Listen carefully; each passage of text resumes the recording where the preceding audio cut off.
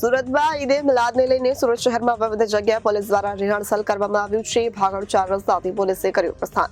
તહેવારોમાં પોલીસ બની છે સતર્ક.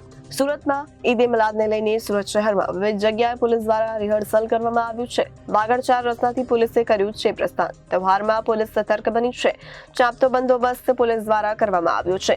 સંવેદનશીલ વિસ્તારમાં ખાસ પોલીસ અધિકારીઓ સહિત રિહર્સલ કરવામાં આવ્યું છે.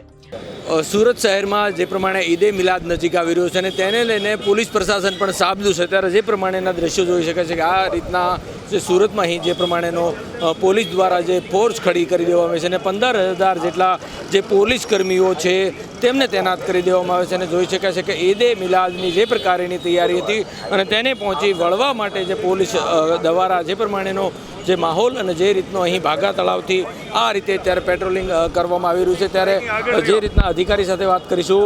સાહેબ, શું કહેશો આજે જે પર્વને લઈને આખું પોલીસનું તૈયારી? પોલીસની સંપૂર્ણ તૈયારી છે. તમામ પોલીસ અત્યારે બંદોબસ્તમાં વ્યસ્ત છે અને તમામ QRT છે, અલગ અલગ ટીમો છે. પછી પોલીસ માટે ખાસ તો બંદોબસ્તના જે તે ખાસ સેન્સિટિવ વિસ્તારો છે એની આજે પોલીસ રિહર્સલ પ્રેક્ટિસ કરશે.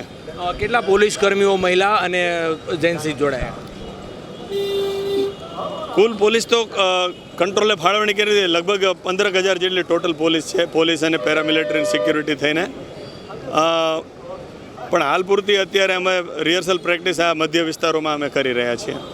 સુરતીઓને ખાસ કરીને લોકોને શું કહેશો કે પોલીસ પ્રશાસનની આ રીતે ખડે પગે છે ત્યારે શું મેસેજ આપશો?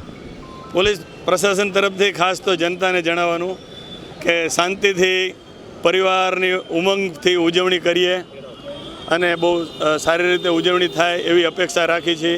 ક્યાંય કોઈ એવો બનાવ નહીં બને કે જે સુરત શહેર માટે આપણે શરમાવવું પડે ક્યાંય કે એવી ટાઈપનો કોઈ બનાવ બને.